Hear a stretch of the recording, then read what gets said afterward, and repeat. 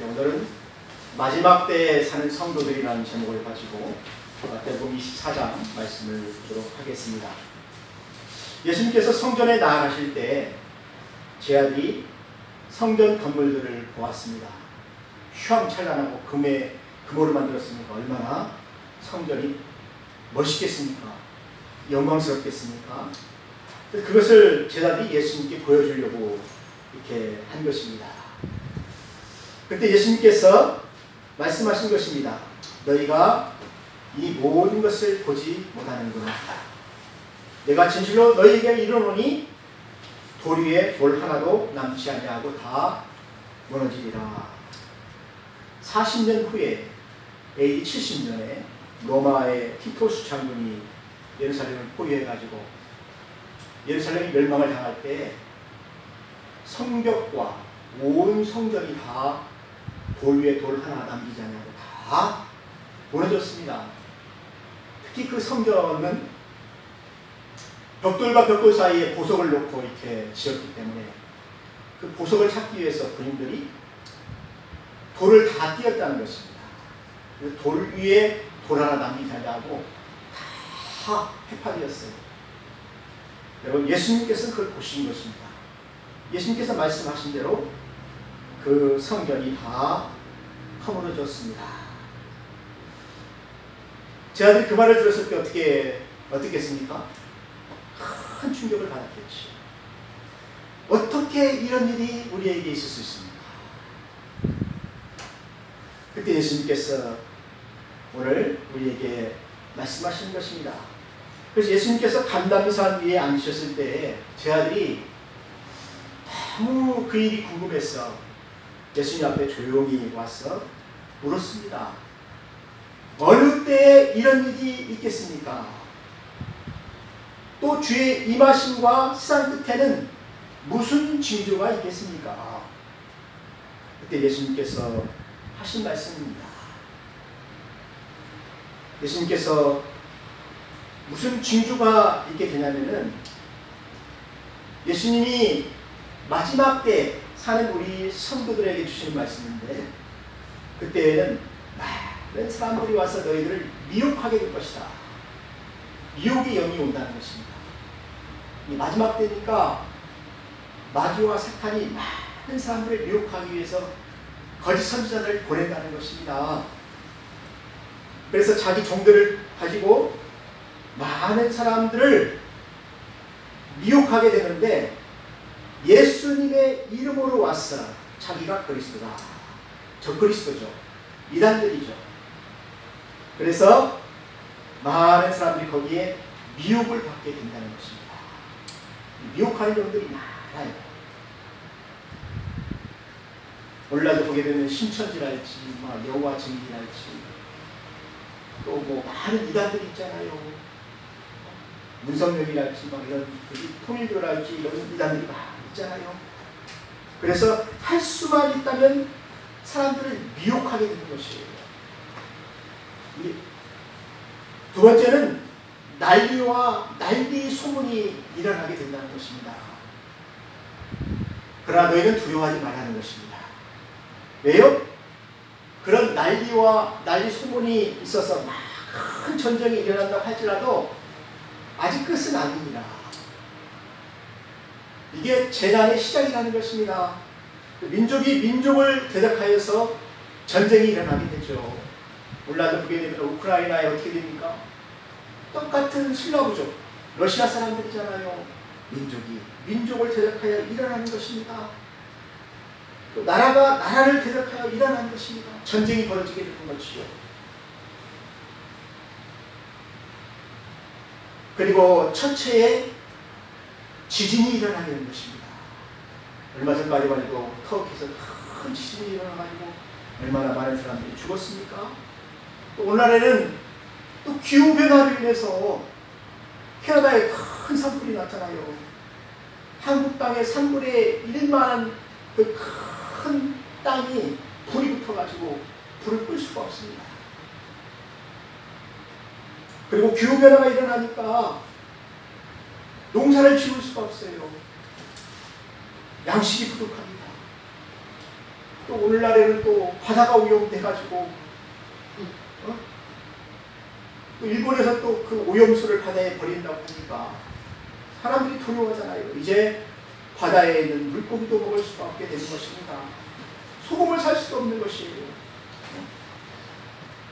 여러분, 그러한 일들이 계속해서 일어난다는 것입니다. 여러분, 지난번에 왔던 태풍이 얼마나 컸습니까? 큰 태풍이 계속 오잖아요. 그리고 저쪽 남미 쪽에, 또 호주 쪽에는 비가 안 와가지고 농작물을 심을 수가 없습니다. 여러분,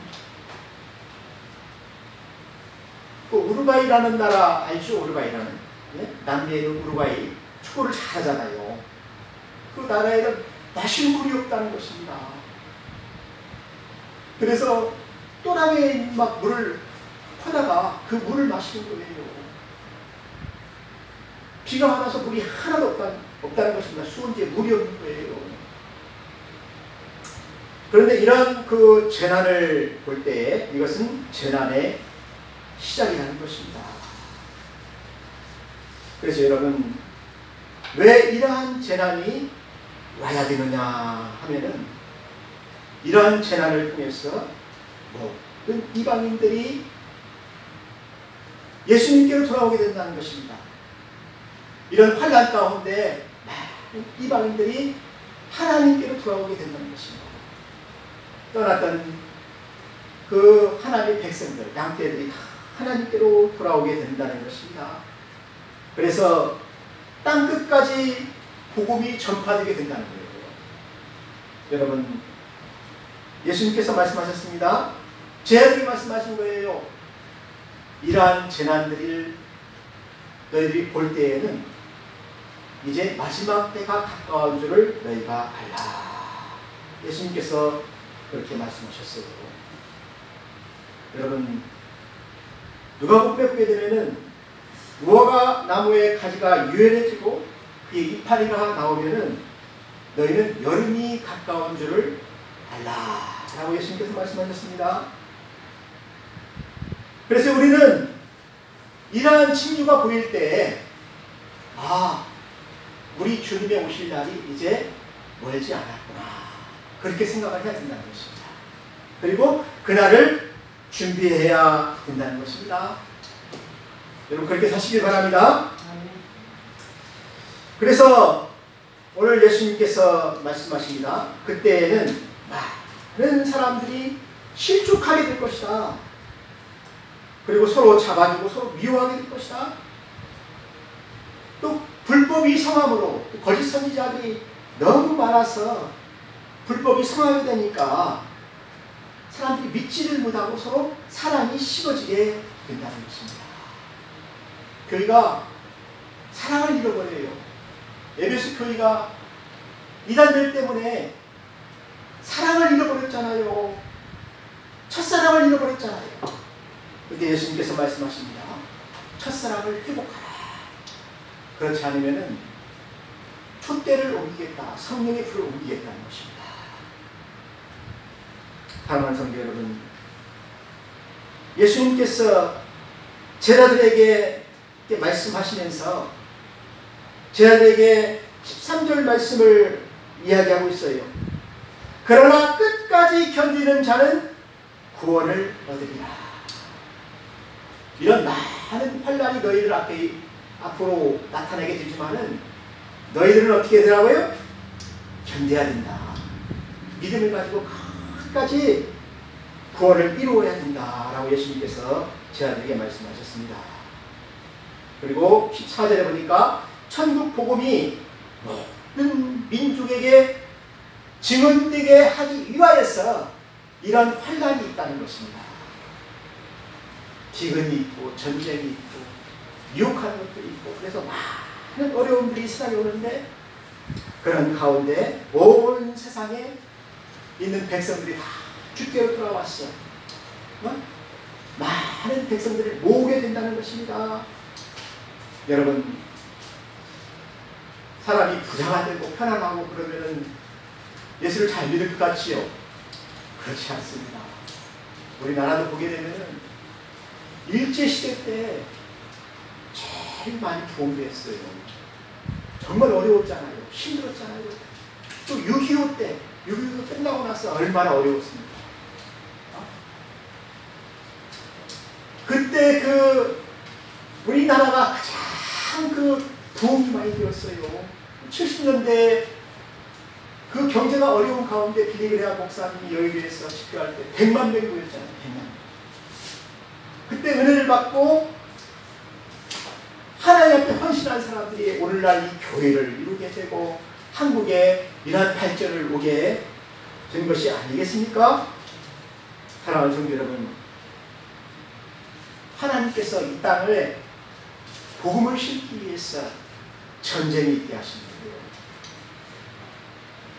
그렇지 않으면은 옛날에 우리가 가졌던 그 유교적인 사상,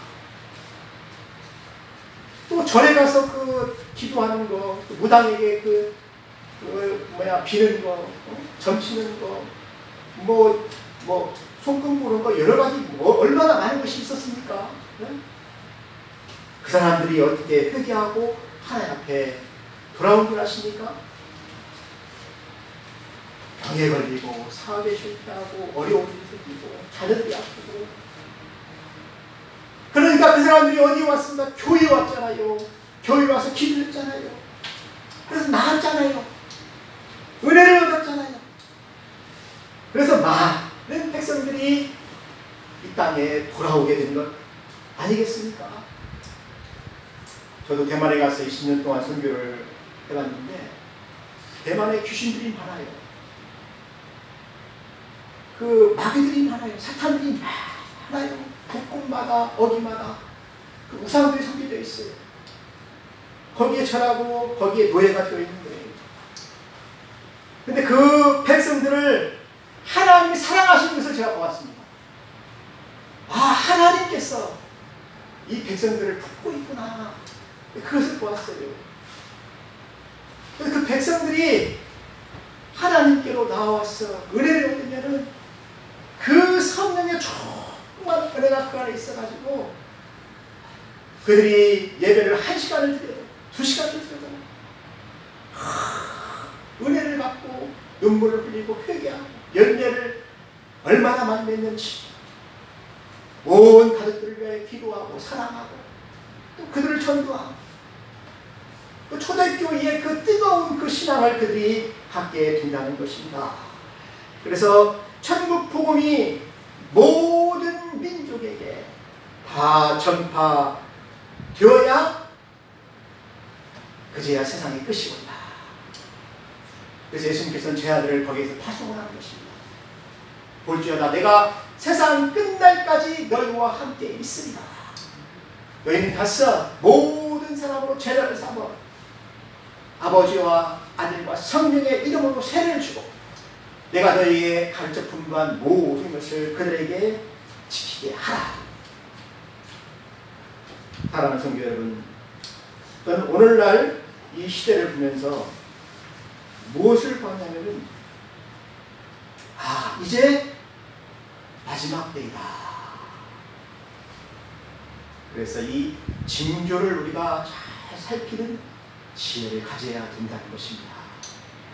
많은 사람들이 지금 마지막 때라고 이야기하지 않습니까?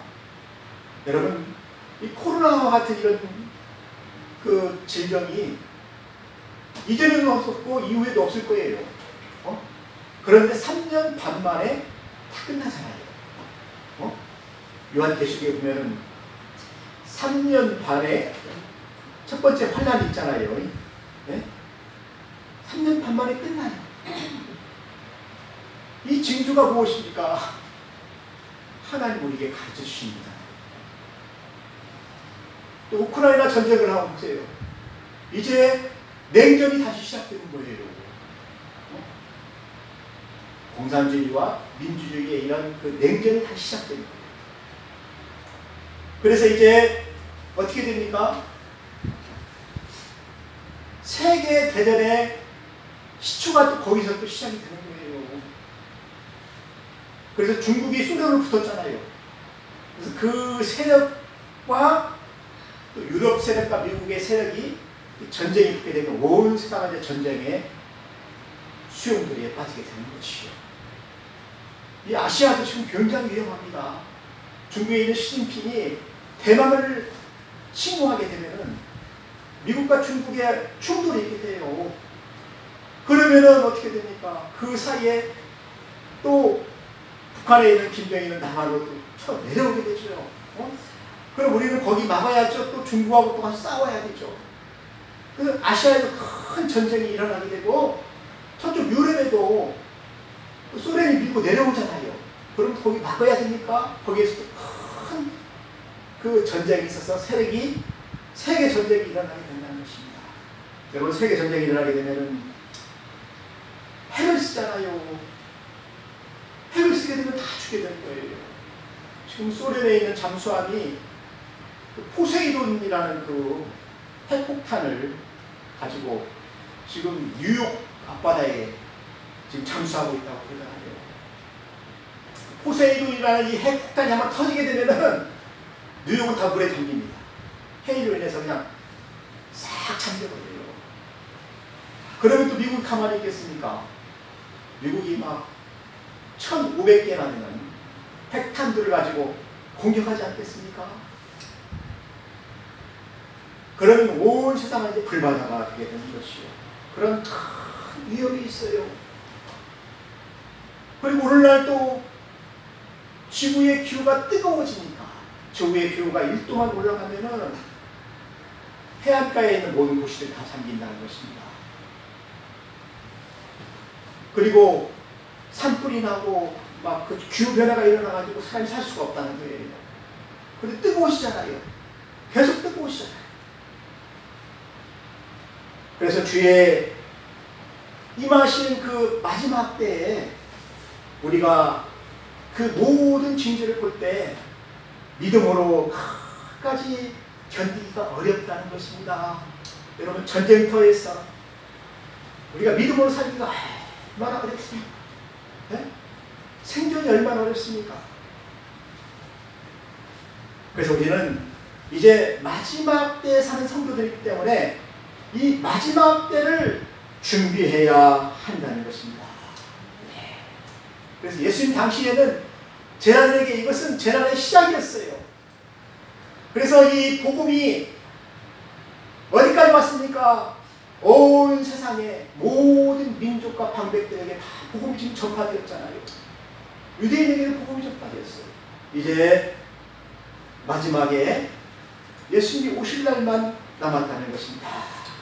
사랑하는 성도 여러분, 오늘 예수님께서는 우리에게 말씀을 해주시는데, 그때 사람들이 너희를 환난에 넘겨주겠으며 너희를 죽이리니 너희가 내 이름 때문에 모든 민족에게 미움을 받으리라. 어떤 환난이 있습니까? 순교를 한다는 것입니다. 제가 이번에 대만에서 오신 분들 데리고 순교제를 가봤는데 참 순교하는 게 참 어렵더라고요.